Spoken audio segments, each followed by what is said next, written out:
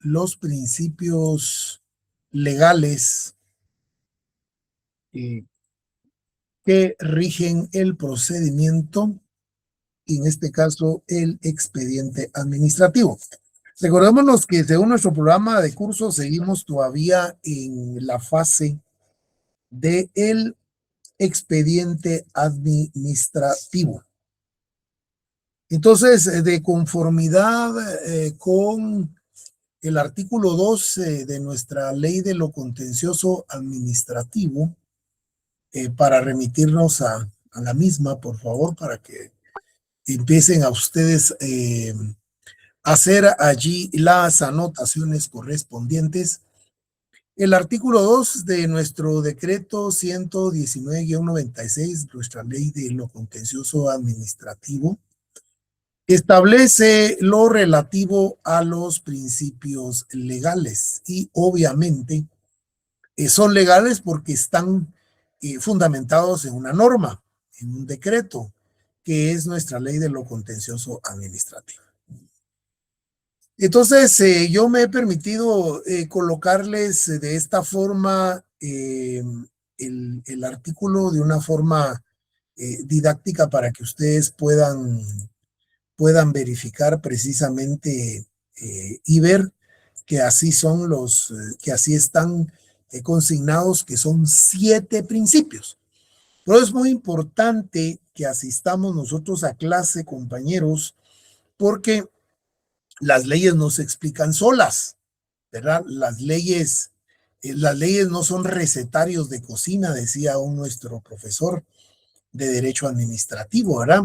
Es decir, échele un artículo primero, échele un poquito del artículo 5, échele 5 pizcas del artículo 7 y ya tiene su demanda de lo contencioso administrativo. No es así, ¿verdad? Entonces, utilizamos el lenguaje de la hermenéutica jurídica, ¿verdad? Es decir, la interpretación más extensiva posible de la ley. Recordémonos que hay interpretación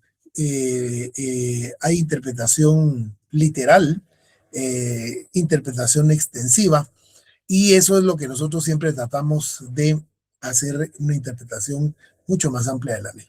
Entonces, el artículo 2 establece, si lo leemos de alguna forma rápida, dice: principios, los expedientes administrativos deberán impulsarse de oficio, se formalizarán por escrito, observándose el derecho de defensa y asegurando la celeridad, sencillez y eficacia del trámite. La actuación administrativa será gratuita. Es lo que dice, ¿verdad? De acá, tal vez si mucho se nos queda que se impulsarán de oficio y que es gratuito, tal vez.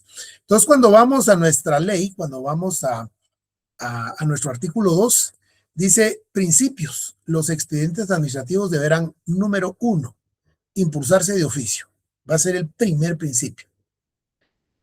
Se formalizarán por escrito, ¿sí? Toda vez deben de estar debidamente fundamentados por escrito para que entonces se inicie el trámite respectivo. Dice: observándose el principio número 3, el derecho de defensa. Principio constitucional, artículo 12. Y asegurando, dice la número 4, la celeridad. Vuelvo nuevamente y yo enseño el cómo debería de ser, el cómo está, no cómo es que sucede en la vida real. Recordémonos la sesión pasada con nuestra compañerita y las confesiones sobre la institución donde ella estuvo como integrante de juntas de cotización y licitación de compras, ¿verdad? Entonces, celeridad, 4. 5, sencillez. 6, eficacia del trámite. Bueno, el derecho de defensa, perdón, el impulso de oficio, ya sabemos que solicitamos, de ahí se tiene que iniciar el expediente administrativo. Por escrito, tenemos que presentar nuestras primeras solicitudes, tienen que ser por escritos, con una simple solicitud dirigida hacia el servidor o funcionario público que de conformidad con la organización del órgano administrativo debe de resolverlos. Por escrito, el derecho, observando el derecho de defensa cuando se sustancia el principio el expediente administrativo.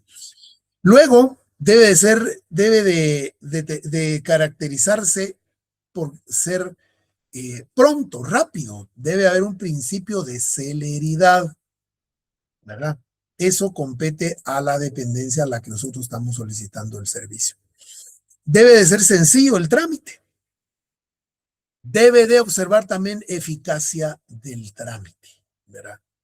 Esto lo podemos ver, ¿verdad? En que el trámite debe de ser lo más económico posible, eficaz, ¿verdad? Sencillez. Y por último, la actuación administrativa será gratuita. No nos deben de cobrar por ningún trámite administrativo a menos que exista una arancel o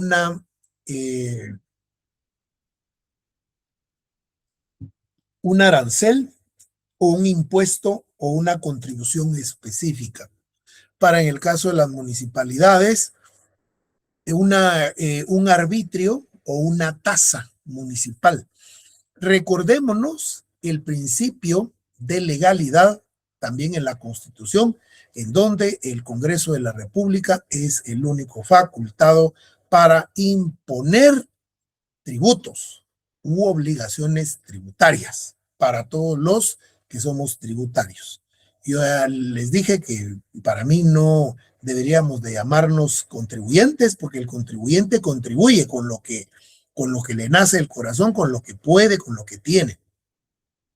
En cambio, la ley, el código tributario, prácticamente le impone a uno de una vez la obligación de dar, ¿verdad? Entonces, los impuestos, ¿verdad? No le están a uno, uno es el contribuyente, uno es el tributario, porque uno está tributando, uno está pagando, ¿verdad? Entonces, pero en este caso, pues en la mayoría son o deben de observar el principio de gratuidad. Entonces, si yo les pregunto en el examen, ¿verdad? Les defino cualquiera de los principios, ustedes responden cualquiera de estos 7. Impulsarse de oficio, por escrito, observando el principio de defensa, la celeridad, la sencillez, la eficacia del trámite y gratuidad, ¿verdad? Muy bien, entonces estos serían los principios, parte de los principios legales. Sí, Luis, adelante, Luis, buenas tardes. Buenas tardes, estimado licenciado, mucho gusto saludarlo. Igualmente, Luis, adelante, por favor. Mi pregunta ahí me quedó una duda. La pregunta del examen, hablando un poco, sería ¿cuáles son los principios legales que establece el artículo 2 del decreto 119? No, yo no le voy a poner artículo, yo solo le voy a poner los principios que inspiran el procedimiento administrativo o el expediente administrativo. Ok, perfecto. Es que no... Perfecto, sí, se los puedo preguntar de muchas formas, ¿verdad? No, por eso les digo, es que hay que venir a clases, ¿verdad? Para que yo les explique esto, porque solo así leyendo la diapositiva no dice mayor cosa, ¿verdad? Pero yo se los puedo preguntar de muchas formas, ¿verdad? De acuerdo. Les puedo agrupar, les puedo hacer un grupo y decirles falso o verdadero, ¿verdad? Si corresponden a los principios que rigen el derecho, el expediente administrativo o el proceso administrativo, o puedo meter agrupado también hay un elemento para hacerlos caer en engaño. Entonces la respuesta va a ser falsa, ¿verdad? Pero si yo pongo cualquiera de estos 7, ¿verdad? O les pongo 2 o les pongo 3, ¿verdad? La respuesta sería afirmativa, ¿verdad? Como hay diferentes formas de poder hacer las preguntas, ¿verdad? Gracias, Lico. Sí. A la orden. Bueno, evolución histórica. Ahora vamos a la evolución histórica del derecho procesal administrativo en general. Recuérdense que parte del derecho procesal administrativo también es el proceso administrativo o el expediente administrativo. Pero todo está enmarcado en la Constitución. Dice nuestro profesor Hugo Calderón que en 1808 la Constitución de España, llamada Bayona, para España y las Indias, territorios conquistados por España. Recordemos que en 1808 todavía no habíamos nosotros obtenido nuestra independencia de la corona española. Todavía todos estos eran territorios administrados por España. Dicha constitución tenía influencias francesas, extendiéndose a un Consejo de Estado de España. Y es que lo que sucedió, compañeros, históricamente, porque esto es historia, ¿verdad? Lo que sucede es que había mucho descontento en la misma España, ¿verdad? Entonces, quien estaba al frente, porque aquí todavía estamos en el periodo Bonaparte, ¿verdad? Napoleón Bonaparte, recuerden ustedes que se constituye en emperador y se proclama emperador de toda Europa. Él conquistó y saqueó la mayor cantidad de países, por eso es que el Museo del Louvre en París tiene o ostenta la riqueza cultural más grande de todos los países de Europa, ¿verdad? Entonces, en este caso, viene Napoleón Bonaparte y para poder aplacar un poco toda la presión que estaba en muchos de los países, incluyendo España, nombra a su hermano, ¿verdad?, como representante de él ante España y inclusive le llamaban Pepe Botella, ¿verdad? Era apodado José Bonaparte porque le gustaban mucho las bebidas embriagantes, ¿verdad? Entonces, parte de toda esta estrategia fue constituir, ¿verdad? Una nueva constitución, emitir una nueva constitución, ¿verdad? Llamada Bayona, dice, para la España y las Indias. Dicha constitución contenía influencia francesa, extendiendo el Consejo de Estado de España, procedido por el rey, que componía de 30 individuos, menos y 60 máximo. Se dividía en 6 secciones, fungía como un tribunal contencioso al establecer en su artículo 58 las atribuciones de este consejo era conocer de las competencias de jurisdicción entre los cuerpos administrativos y judiciales, teniendo como dato interesante el sistema delegado de la justicia.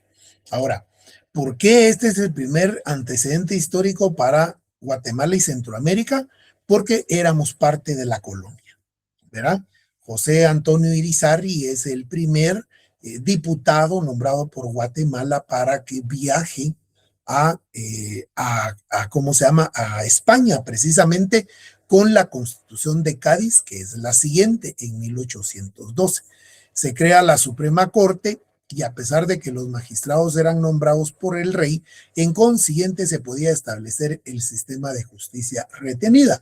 Ya vamos a entrar a conocer esos dos sistemas de justicia delegada y de justicia retenida para la interpretación de cómo es que opera o funciona el derecho procesal administrativo tanto en Europa como en América. Luego, en 1824, entra la Constitución de la República Federal Centroamericana. Ya dejamos las dos constituciones españolas porque éramos parte nosotros del territorio de España. Entonces regían ese procedimiento para Guatemala y para Centroamérica. Pero ya para 1824, recuérdense que la independencia de Guatemala y de toda Centroamérica se da en 1821, el 15 de septiembre, y por eso se celebra el Día de la Independencia. Sin embargo, a las pocas horas nos estábamos anexando a México, porque de alguna forma los españoles radicados en Guatemala, ¿verdad?, pues sentían algún miedo o algún temor, y como México ya había logrado su independencia, pues estuvimos anexados nosotros pues algunos meses. Posteriormente es cuando se da, por eso es que aquí habla la Constitución de la República Federal de en 1824, porque sí existió la República Federal de países o provincias unidas de Centroamérica. Y entonces realmente obtenemos mucho después la independencia únicamente solo para cada país, o sea, Guatemala, El Salvador, Honduras, como los conocemos actualmente. Pero con esta constitución de 1824 sigue con la tradición judicialista. Crea la Suprema Corte de Justicia de Centroamérica, integrada por 5 hasta 7 magistrados electos por el pueblo.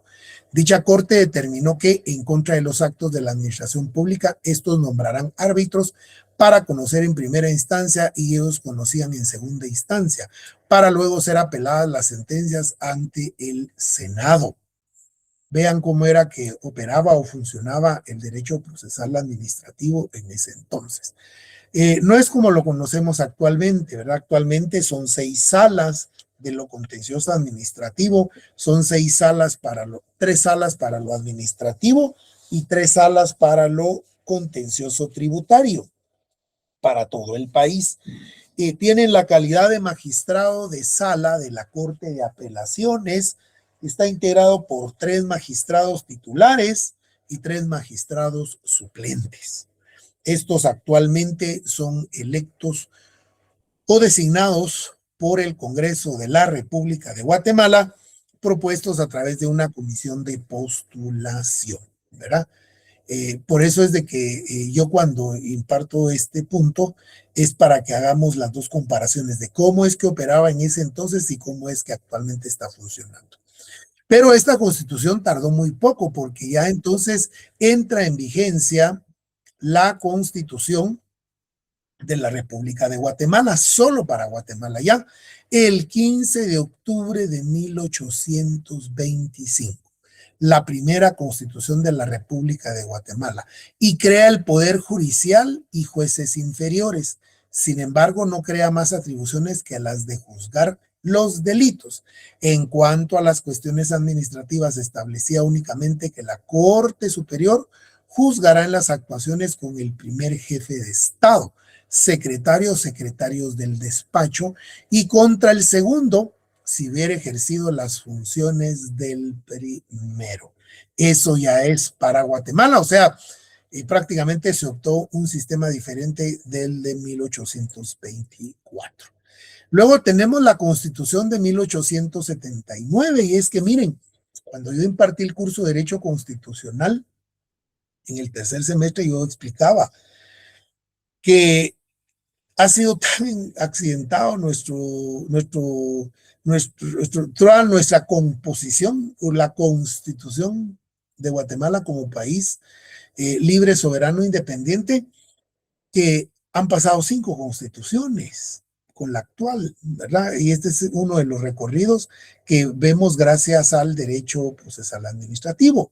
Contrario censo con la constitución de Inglaterra, que sigue siendo la primera y única, la Constitución de Estados Unidos, y lo único que han hecho son enmiendas constitucionales. Pero desde que se constituyeron también en repúblicas soberanas e independientes, solo una constitución anterior. ¿Qué es lo que establecía la Constitución de 1879? Aparece el Tribunal de lo Contencioso Administrativo, que establecía cuándo el Poder Ejecutivo proceda como parte en algún negocio.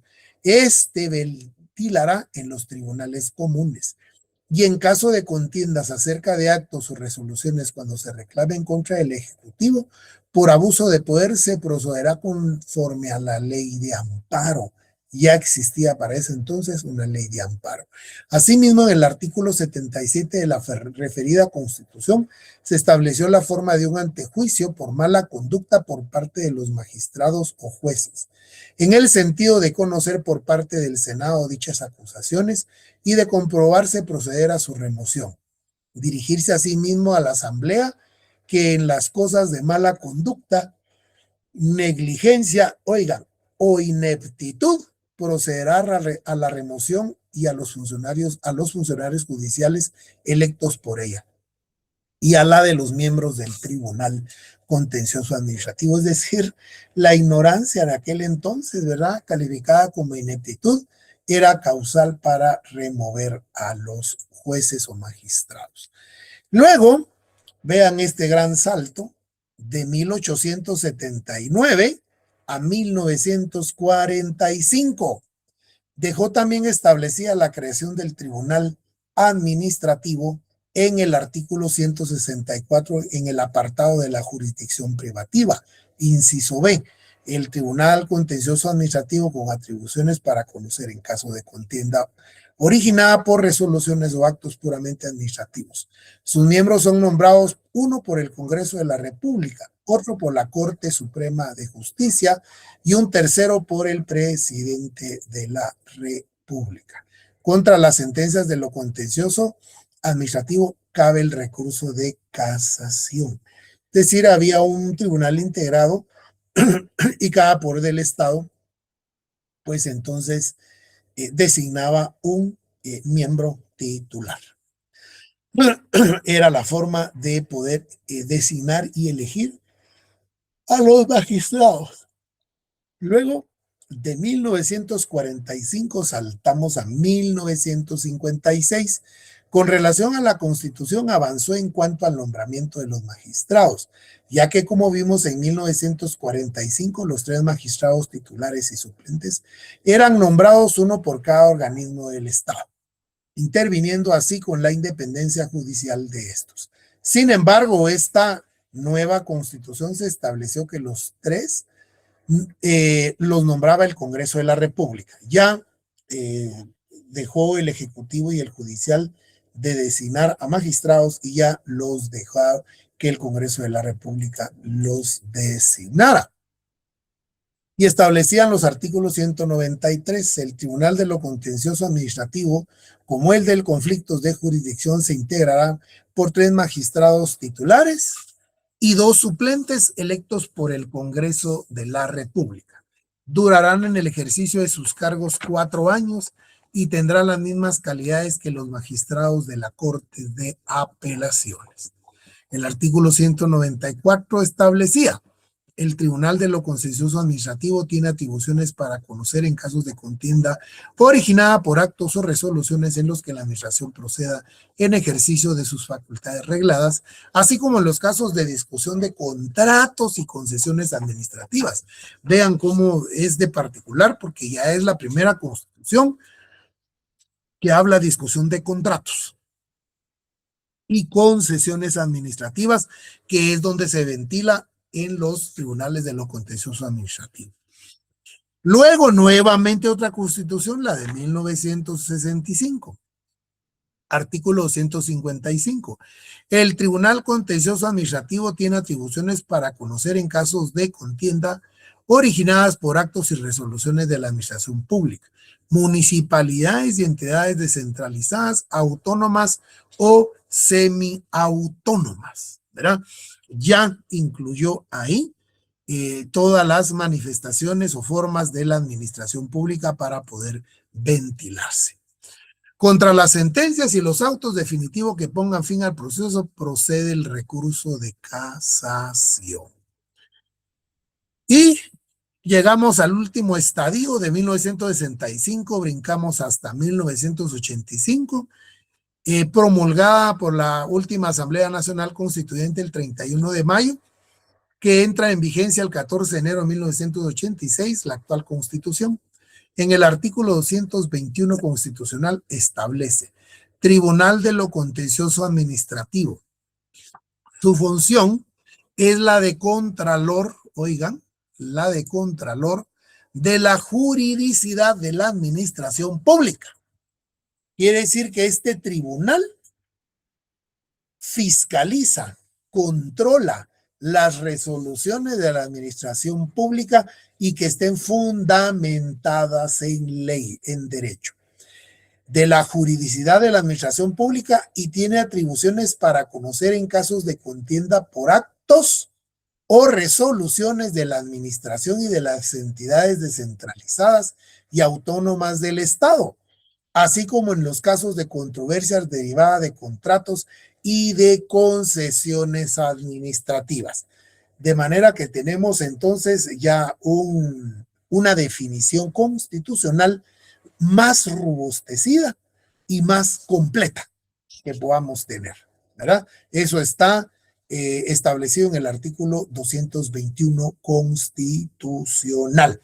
Los magistrados que integran estas salas también tienen el rango de magistrados del resto de las salas de la Corte de Apelaciones, porque regularmente son muy común los magistrados de las salas civiles, de las salas de familia, de las salas de niñez, de las salas penales, ¿verdad? Salas laborales también, y como consecuencia también contencioso administrativo, ¿verdad? Si les sirve a ustedes un poco de motivación, ¿verdad? Estos magistrados duran en el ejercicio de sus funciones 5 años. Como les digo, son electos y designados por el Congreso de la República de una nómina. Son 225 actualmente, magistrados titulares y suplentes. La comisión de postulación tiene la obligación de enviar al Congreso de la República una nómina de hasta 500 aspirantes, o sea, el doble, ¿verdad? De tal manera que el Congreso pues tenga allí bastante de dónde escoger, ¿verdad? Les quiero contar que su servidor participó por primera vez en este proceso para conocer desde adentro cómo es que esto se ventila. Fue una experiencia pues muy grata, pero al mismo tiempo bastante decepcionante y una experiencia rancia, lo diría yo, ¿verdad? Fui pasando cada una de las etapas de los filtros, digamos, que el proceso mismo ha establecido, y más o menos participamos un aproximado a nivel nacional de unos 3,000, digo yo, 2,500, 3,000 profesionales que llenábamos los requisitos. El primer filtro era que el expediente se haya conformado de conformidad con la convocatoria que la misma comisión de postulación realizó, la cual yo pues pasé ese primer filtro. El segundo filtro que había que pasar es que por la cantidad de expedientes presentados para salas, entonces los comisionados, que suman 40 más o menos, son todos los decanos de las facultades de Ciencias Jurídicas y Sociales de las universidades de Guatemala. Son los magistrados designados por los mismos, por la misma asamblea de magistrados de la sala de la Corte de Apelaciones, por magistrados de la Corte Suprema de Justicia también, y por comisionados electos por la asamblea del Colegio de Abogados. Esto hace un grueso de entonces 40 miembros, y que 40 miembros de diferentes sectores del sector académico y de justicia se pongan de acuerdo ustedes, es bien complejo. Y entonces todos los aspirantes fuimos sometidos a una evaluación para que se nos ponderara con punteo. Hubo punteos empezando desde 100 puntos, ¿verdad? Desde 99, 98, y así fue bajando la escala. Su servidor fue acreedor a que los comisionados que evaluaron mi expediente me consignaran una nota de 85 puntos. Es decir, no estuve tan mal, ¿verdad? Era candidato elegible. Pero el inconveniente y el problema fue ya llegar a la votación de todos los comisionados. Obviamente uno tenía que sacar las 2/3 partes de votos, de 40, había que sacar 25 votos. Ahí fue donde me quedé, sin padrinos, sin recomendaciones. Digo yo, fueron votaciones a las claras y a la limpia. No sé si todos los comisionados realmente vieron mi expediente. Lo que sí es que proyectaron mi fotografía, obviamente, en una pantalla. Entonces no sé si también, pues hasta ahí ya no les puedo decir cómo es que se lleva a cabo la votación. Si ya llevan listados, si negocian listados, si hay influencia, no hay influencia, hasta ahí ya no conocí. De tal cuenta que de 25 votos que yo necesitaba, o sea, de los 40 comisionados, yo necesitaba que 25 comisionados votaran por mí para integrar el listado para ser enviado al Congreso de la República. Y entonces obtuve 15 votos. Como les digo, votos limpios, votos ganados a pulso, gracias a Dios. Y la experiencia, pues, fue, ¿verdad? Les digo rancia porque candidatos con menos punteo pasaron con 25 puntos. Ese era, digamos, como el tercer filtro. Ahí me quedé yo, ahí nos quedamos un montón. Y el último filtro era el Congreso de la República. Ahí sí, lamentablemente, y lo tengo que decir desde la cátedra, porque así lo percibí y así lo vi, y varios colegas después que sí pasaron al proceso me lo comentaron. Ahí sí ya hay que tener padrino, ¿verdad? De uno, dos, tres, la mayor cantidad de diputados, porque también ahí se negocia con los listados, ¿verdad? Y entonces, pues bueno, ¿verdad? Gente menos calificada que yo fue ungida con su magistratura, ¿verdad? Y ya están en el ejercicio de sus funciones, ¿verdad? El último dato para motivarlos, ¿verdad? Aparte de que uno como académico, como profesional del derecho, uno pues aspira a llegar a esas posiciones, ¿verdad? Porque uno siente no solo que tiene la capacidad, sino que es vocación de servicio al pueblo, a la comunidad, ¿verdad? Eh, entonces, por eso es de que uno se somete a ese escrutinio, ¿verdad? Aparte, viene la recompensa económica, ¿verdad? Estamos hablando de 47,500 quetzales, es el salario de cualquier magistrado titular de sala, ¿verdad? Los magistrados suplentes, a ellos les pagan dietas y ellos integran magistraturas cuando los eh, titulares, sí, más o menos así, Luis, va, 500 o 300, ya no mucho recuerdo, ¿verdad? Pero tiene que pasar el doble de participantes al Congreso para que el Congreso, ¿verdad? Entre paréntesis, tenga de dónde escoger, ¿verdad?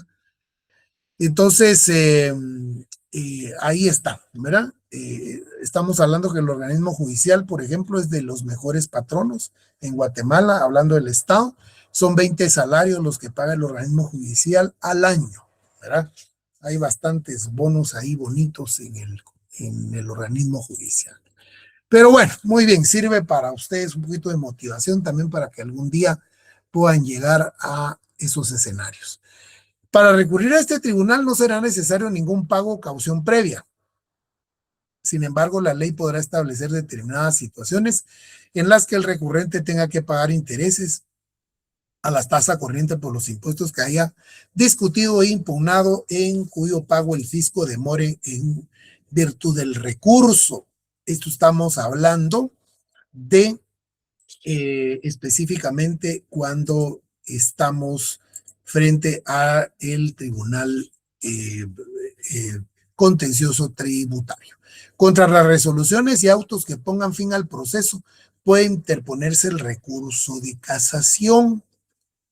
Y acá la pregunta obligatoria de privado, y el cual quisiera que tomara cualquiera el micrófono, miren, se vale acá en clase decir tonterías.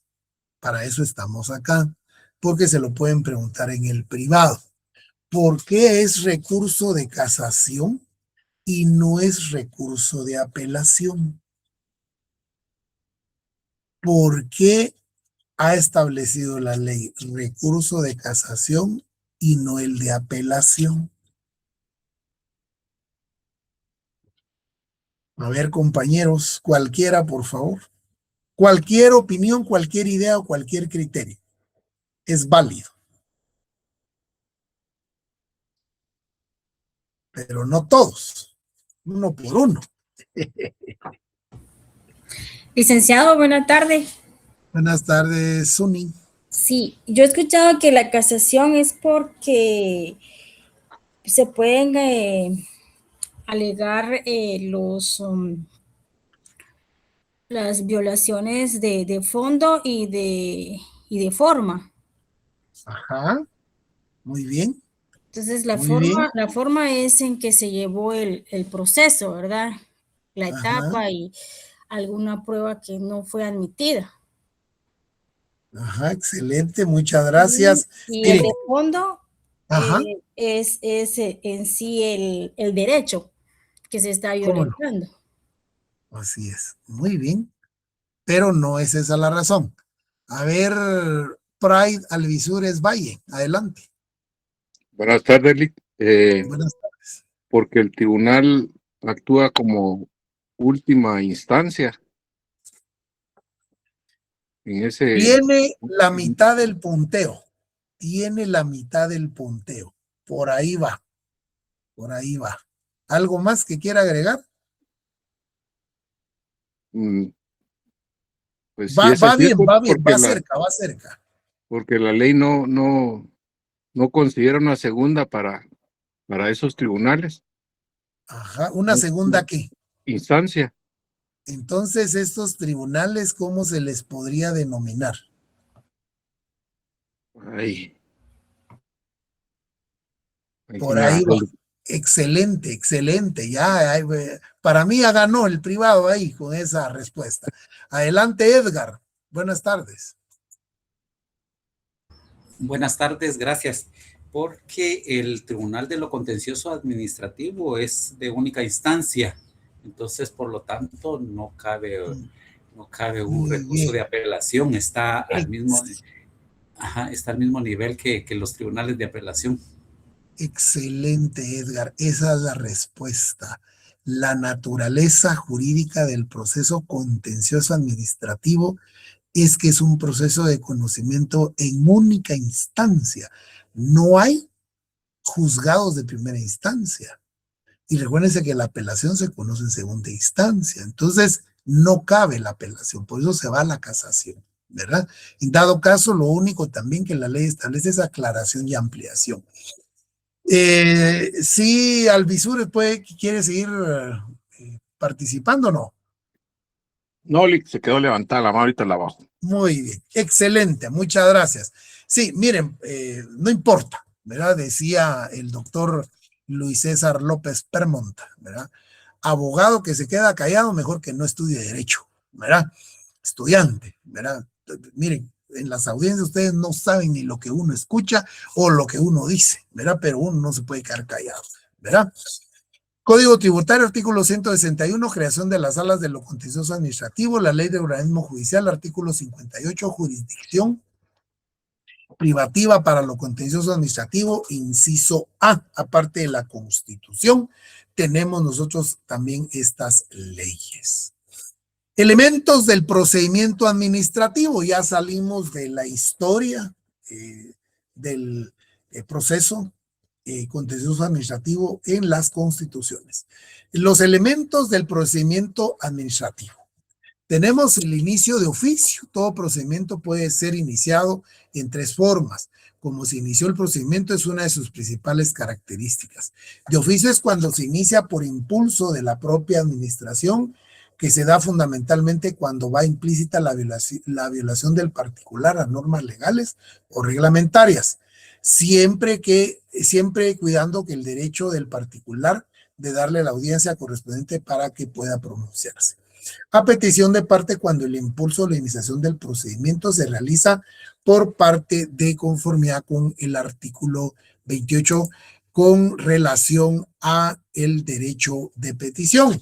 Debe agregarse como elemento importante del procedimiento administrativo el impulso de oficio que el administrador debe darle al mismo. Es decir, que el procedimiento debe ser impulsado por el propio administrador y con ello dar mayor agilidad y eficacia a la propia administración. Es decir, esto sería el tercer elemento, ¿verdad? Por el propio administrador que puede llamarse de oficio, pero para hacer esas tres distinciones, ¿verdad? Impulsarse de oficio, iniciado por el propio administrador o a petición de parte. El órgano administrativo. El órgano administrativo es el elemento principal del procedimiento. Todo procedimiento administrativo debe sustentarse ante un órgano administrativo. Debe entenderse el órgano administrativo como el conducto o el medio por el cual se manifiesta la voluntad del Estado para satisfacer las necesidades de toda la población. Recordemos que el órgano administrativo es quien la ley le otorga la competencia administrativa. El funcionario público se le pone su voluntad para ejercer la competencia del mismo, razón por la cual el órgano administrativo va a ser el elemento más importante de la administración pública. La competencia administrativa. Todo órgano administrativo debe necesariamente tener competencia administrativa para decidir en determinado caso concreto. Si el órgano administrativo no está previsto con competencia y el funcionario emite una resolución, la misma deviene ilegal, porque debe estar establecida en la ley que la entidad o la institución o el órgano administrativo debe de extender esas resoluciones. Ya hablamos de las licencias de construcción, ya hablamos de la licencia o la autorización para aperturar un centro educativo privado en el Ministerio de Educación. Hay N cantidad de resoluciones en la administración pública que nosotros los ciudadanos necesitamos en determinado momento para satisfacer alguna necesidad. Como ya explicamos en el trabajo del Derecho Administrativo 1, lo que significa la competencia es la facultad legal que tienen los órganos administrativos para poder actuar. La ausencia de competencia implica que las resoluciones o actos administrativos devengan en nulo ipso iure, pleno de todo derecho. Es decir, no nacen a la vida jurídica.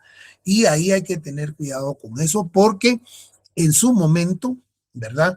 Si bien es cierto, a través del control administrativo que podemos ejercer a través de los recursos administrativos, no nos lo van a dar con lugar, sino que el superior jerárquico, la autoridad nominadora de la entidad, va a confirmar entonces lo resuelto por el órgano administrativo, ya cuando nos vayamos a lo contencioso administrativo, a lo jurisdiccional, que les he estado hablando.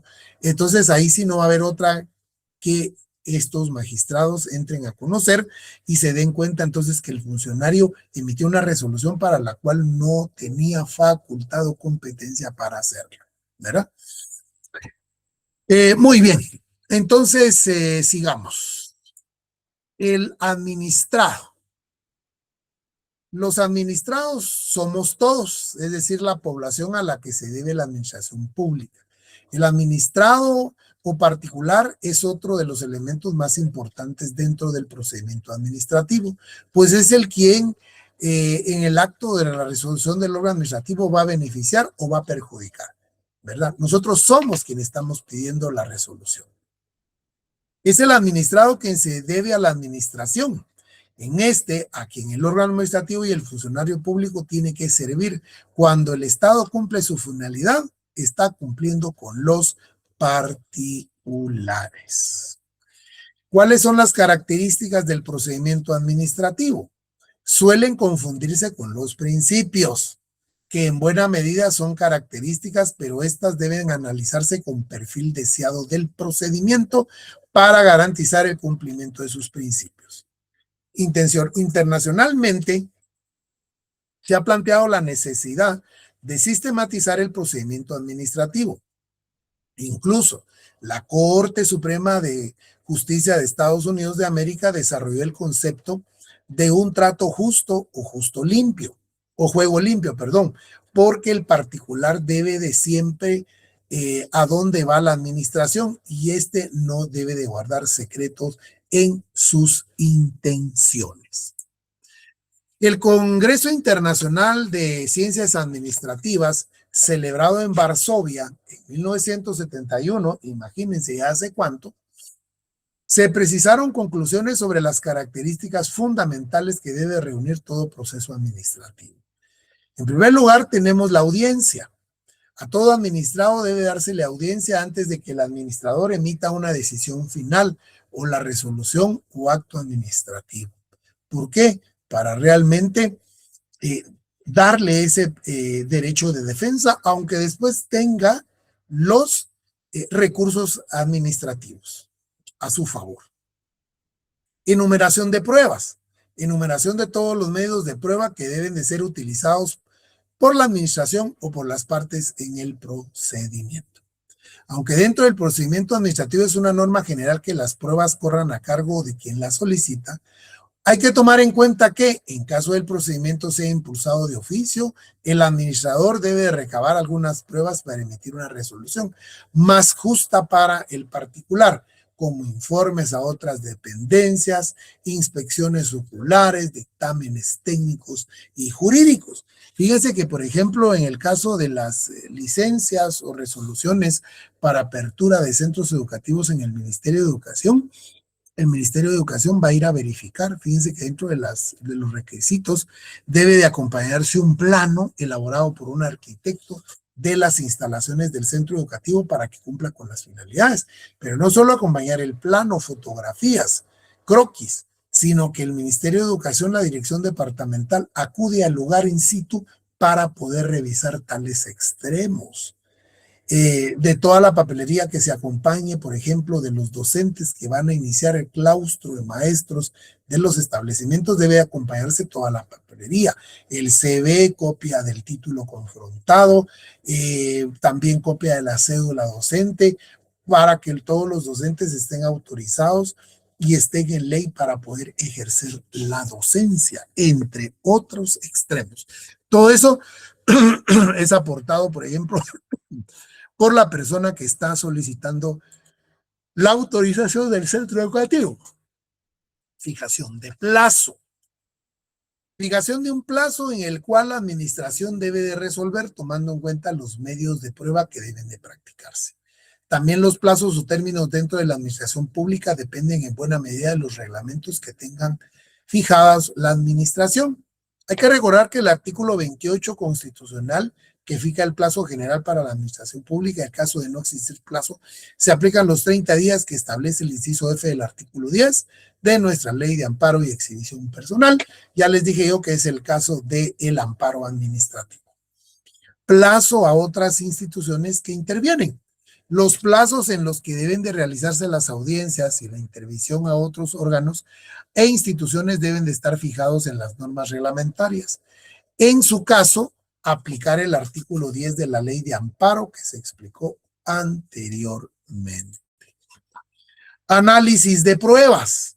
Necesidad de analizar, por lo menos en una forma sumaria, es decir, rápida, todos los actos que puedan afectar a los particulares atendiendo el interés general.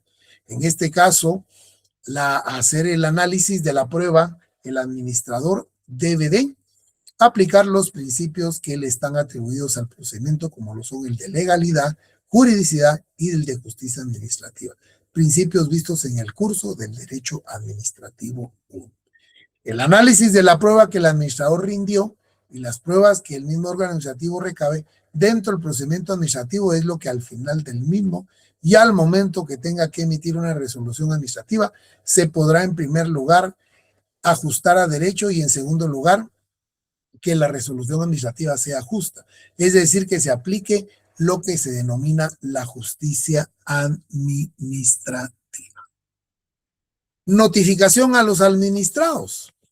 Condiciones en las cuales la decisión debe de ser notificada a los particulares involucrados y como reglas generales complementarias la declaración que todo quebrantamiento a las normas que fijen garantías de procedimiento para el particular debe provocar la nulidad de la decisión administrativa y la responsabilidad para quienes las infrinjan.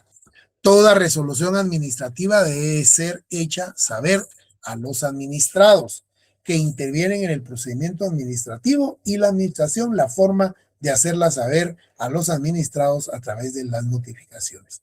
Notificar al particular significa hacerle saber que existe un procedimiento abierto en su contra, o bien si el procedimiento es a petición del interesado, hacerle saber que el órgano administrativo decidió sobre el asunto que se ventila dentro del procedimiento administrativo. Recordémonos que en el caso de del procedimiento administrativo, del expediente administrativo, estamos frente a la administración pública y las notificaciones deben de hacerse por escrito o por correo certificado, ¿verdad? Muy bien, seguimos acá. Naturaleza jurídica del expediente administrativo. Ya casi vamos a terminar las diapositivas enviadas la semana pasada para entrar a conocer las del día de hoy que les envié junto con el enlace de esta transmisión. Es discutible si el procedimiento administrativo es una serie de actos administrativos o si el procedimiento administrativo solo tiene un acto administrativo que es el final. Esta cuestión se puede analizar desde el punto de vista de lo que realmente pasa dentro del procedimiento, pues dentro del mismo se producen hechos, como los dictámenes en general, y estos por sí mismos no producen efectos jurídicos. El procedimiento administrativo generado por un expediente administrativo produce efectos jurídicos inmediatos al particular, y es la resolución final. Por esa razón no se puede aducir que los diferentes actos o fases de este expediente sean tomados en cuenta y que tengan efectos jurídicos, pues solo cuentan la resolución final, autorizar o no, sancionar, amonestar al particular o al administrado. En otras palabras, la naturaleza jurídica del expediente administrativo, compañero subrayado, porque si viene en el examen, es un acto administrativo. Esa es la naturaleza del procedimiento administrativo o del expediente administrativo. Es un acto administrativo porque se sustancia de conformidad con la ley. ¿Qué ley? Constitución Política de la República y Ley de lo Contencioso Administrativo. Definición del procedimiento administrativo. Aquí vamos a encontrar varias definiciones de los eruditos en la materia. Para el autor Acosta Romero, el procedimiento administrativo significa la serie de actos que se desenvuelven la actividad o la función administrativa. Para Raúl Rodríguez Lobato, mencionado por Manuel Río González, dice que el procedimiento administrativo que estudia las reglas y principios que rigen la intervención de los interesados en preparación e impugnación administrativa. El procedimiento administrativo es la serie de etapas que comprenden un expediente administrativo que se ejecutan por o ante las autoridades administrativas o los funcionarios y empleados públicos cuya finalidad es la decisión administrativa. Siempre corran la voz, por favor, compañeros. Hay compañeros que quieren todavía que les dé ingreso, ya son las 18:26 de la tarde, casi 18:30 horas, ya llevamos casi una hora de transmisión y hasta ahorita quieren conectarse. Entonces, siempre informen que hasta las 18 horas voy a estar dando ingreso, porque esto, aparte de quitarnos tiempo, también la atención del hilo conductor de la clase. Clasificación del procedimiento administrativo. Por la forma de iniciarse el procedimiento es de oficio. Un procedimiento administrativo se puede iniciar de oficio ya suficientemente discutido, es decir, que media petición del administrado cuando hay violaciones a leyes o reglamentos. Esto es más que todo en asuntos que tengan que ver con jueces de asuntos municipales o de policías municipales de tránsito. A petición del interesado cuando el particular hace uso del derecho de petición plasmado en el artículo 28 constitucional. En este caso, el particular y el interesado es la que mediante inicia el procedimiento, ya sea por simple petición, por recurso o medio de impugnación o por denuncia administrativa. Por los motivos que originan el procedimiento. Por impugnación, cuando el particular hace uso de los recursos administrativos e impugna una resolución administrativa que afecta en sus derechos e intereses. Para el administrado, es un medio de defensa en contra de la administración pública. A esto le hemos llamado el control directo de los actos y resoluciones de la administración pública. Más adelante veremos esta clase de procedimientos y que son de suma importancia, así como el diligenciamiento, los plazos y los esquemas. Petición propiamente dicha. Como ya se quedó apuntado anteriormente, el particular solicita a la administración de conformidad con el artículo 28 constitucional. Aunque es una mera clasificación, diremos que en el fondo del derecho de petición y el derecho de impugnación son la misma cosa, que creemos que el derecho de petición es el género y el derecho de impugnación es la especie. Esta clasificación es para usos didácticos. De oficio, cuando la administración lo ha iniciado sin mediar petición de los particulares. Normalmente se inicia de oficio un procedimiento administrativo, como ya lo explicamos antes. Muy bien, creo yo que las 40 diapositivas bastante bien claras. No tenemos mayor acá que aclarar, ¿verdad? Sino que por sí solas se explican en su mayoría, ¿verdad? Ahora, lo que les envié es el inciso B del programa, ¿verdad? Entonces, ¿qué dice el inciso B de nuestro programa? Aquí, hasta donde nos dé alcance el tiempo, vamos a proyectar y explicar, porque ya tenemos el día jueves también de clases, ¿verdad? Los expedientes administrativos, trámite y fundamento legal, segundo punto de la primera unidad del programa. Es que esta unidad es bastante sustanciosa, ¿verdad? Muy bien. Los expedientes administrativos son todas aquellas solicitudes que, de conformidad con la Constitución Política de la República y las leyes, podemos todos los habitantes de la República solicitar a la administración pública, derivado del derecho de petición, artículo 28 constitucional. Todos los habitantes de la República de Guatemala tienen derecho a dirigir individual o colectivamente peticiones a la autoridad, la que está obligada a tramitarlas y deberá de resolverlas conforme a la ley. En materia administrativa, el término para resolver las peticiones y notificar las resoluciones no excederá de 30 días, plazo perentorio para el funcionario o el servidor público.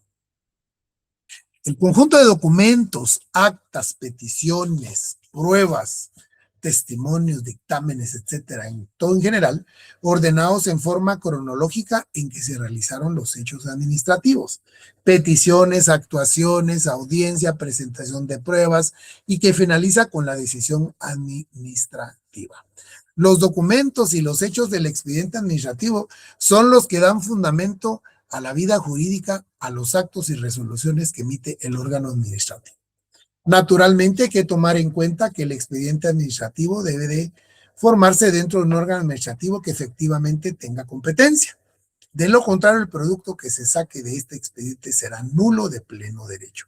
El acto administrativo, resolución o decisión de toma es el órgano administrativo, puede convertirse en un abuso de poder al no tener competencia establecida, y por eso tenemos que tener cuidado. ¿Dónde va a estar esa competencia establecida? Por ejemplo, en el caso de los ministerios de Estado, en la ley del organismo ejecutivo. La ley del organismo ejecutivo establece, a partir del artículo 30 en adelante, el régimen jurídico de todos los ministerios de Estado, que son 14. Hay un artículo para cada ministerio de Estado y luego hay un acuerdo gubernativo que es llamado por sus siglas ROI. ROI, realmente, ¿verdad? ROI. que es Reglamento Orgánico Interno de cada Ministerio de Estado. Ahí es donde se definen todas las competencias y también se define sustantivamente los despachos de cada ministerio, los viceministerios, las direcciones generales, las dependencias que integran el ministerio. Y qué es lo que cada funcionario, dependiendo de la escala donde esté ubicado, qué puede hacer. Recuérdese que en el caso del artículo 5 constitucional, todos los habitantes de la República de Guatemala podemos realizar cualquier acto, ¿verdad? Cualquier acto. Sin embargo, ¿verdad? Establece libertad de acción. Toda persona tiene derecho a hacer lo que la ley no prohíbe. No está obligada a acatar órdenes que no estén basadas en ley y emitidas conforme a ella. Tampoco podrá ser perseguida ni molestada por sus opiniones o por actos que no impliquen infracción a la misma, ¿verdad? Entonces, pero en el caso de los funcionarios públicos, sí tienen esa camisa de fuerza. Solo van a poder resolver y establecer y actuar solo lo que la ley les permite. Estos reglamentos que estoy mencionando.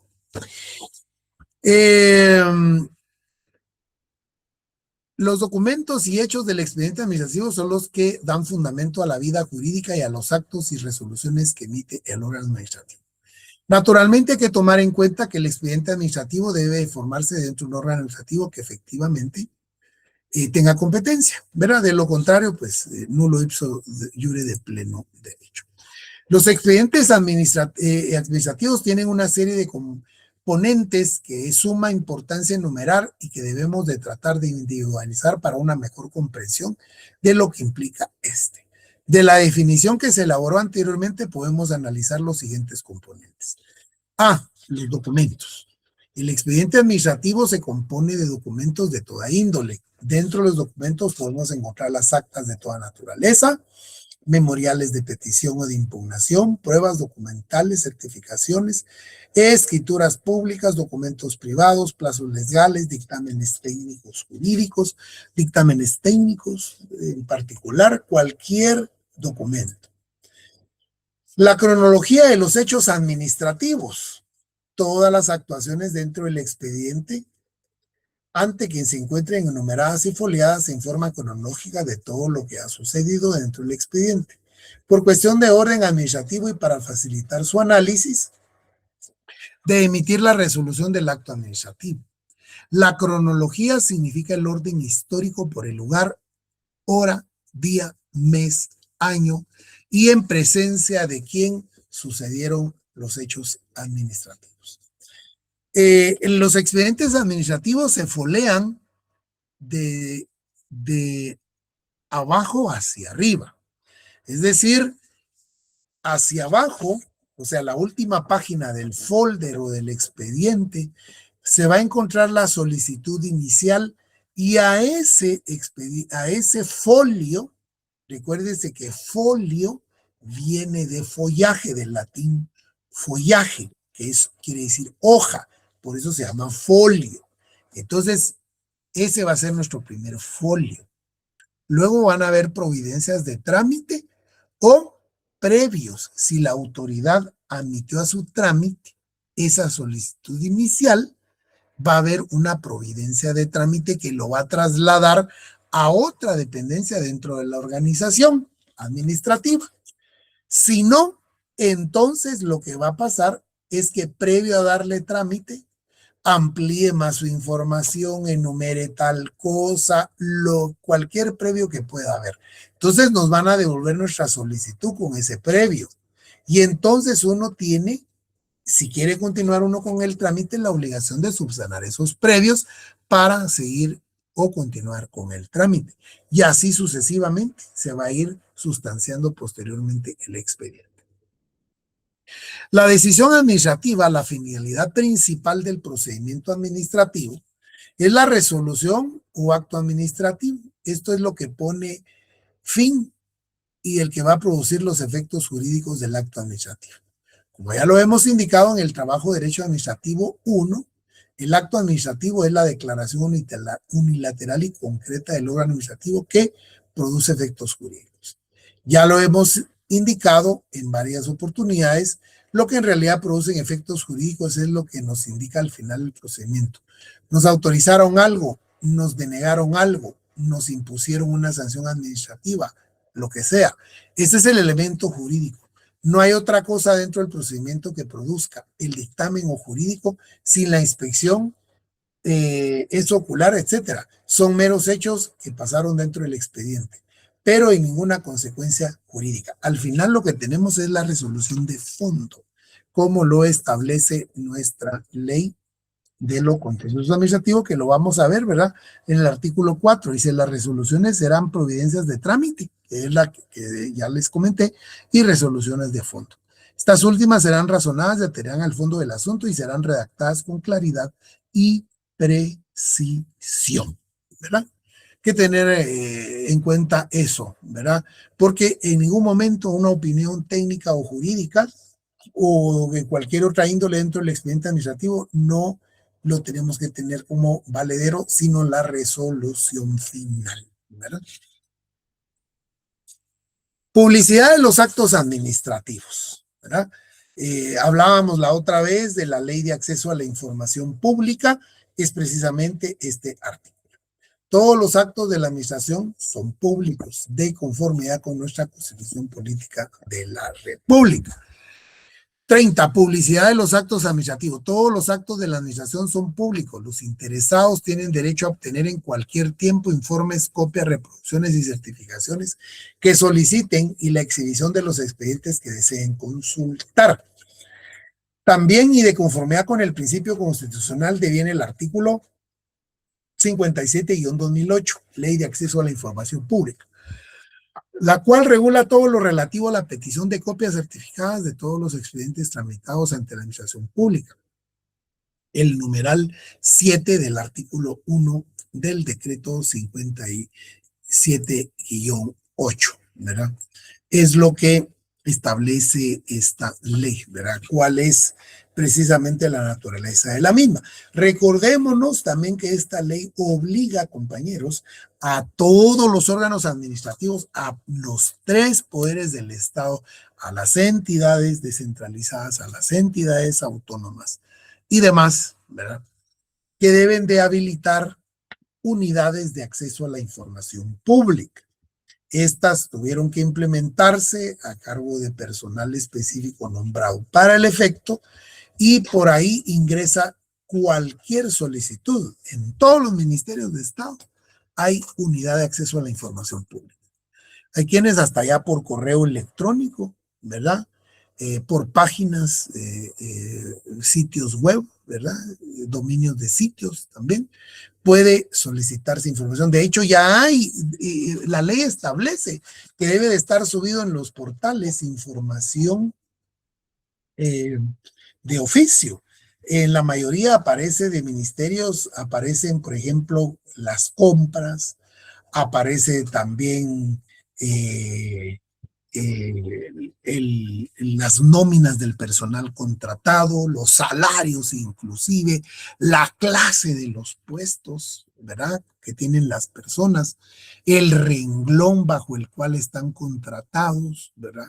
Fíjense que en la mayoría de ministerios, por un lado, se publican los informes mensuales para el caso del subgrupo 18 o el subgrupo, o el 029, que esos son contratos no permanentes, ¿verdad? Que son servicios técnicos y o profesionales. Y del lado de Guate Compras, ¿verdad? Aparecen subidos los contratos y las facturas inclusive, ¿verdad? Es decir, hoy día es muy fácil poder saber quiénes, cuántos, cómo, dónde, por qué y para qué están contratadas las personas en los diferentes, en las diferentes dependencias del Estado, ¿ok? que tener mucho cuidado con eso, ¿verdad? Porque a menos de que la información sea de seguridad nacional o sea de información sensible, dice la ley, no se va a compartir. Por ejemplo, usted quiere solicitar los CVs de las personas, eso sí no se le va a poder entregar, ¿verdad? ¿Por qué? Porque es información sensible. Ahí tenemos relaciones familiares, por ejemplo, datos sensibles sobre números de cuentas, por ejemplo, y demás, ¿verdad?